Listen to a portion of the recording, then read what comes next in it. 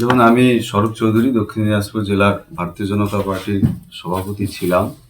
আমি 13 সাল থেকে পার্টির যুব মোর্চার দায়িত্ব, তারপরে জেলা সম্পাদক এবং লাস্ট দুবার বিজেপির জেনারেল সেক্রেটারি দায়িত্ব সামলেছি এবং পার্টির 2 টার্মে আমি জেলা প্রেসিডেন্ট ছিলাম।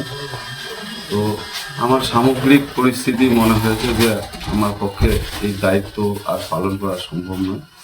তাই আমি আজকে স্বেচ্ছায় আমার সমস্ত দায়িত্ব থেকে অব্যাহত নিলাম।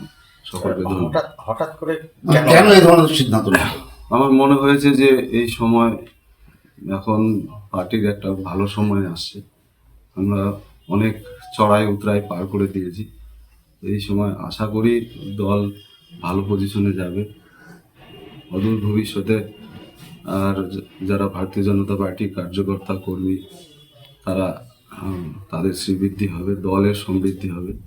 সকলকে ধন্যবাদ। আর কিছু আমার বলতে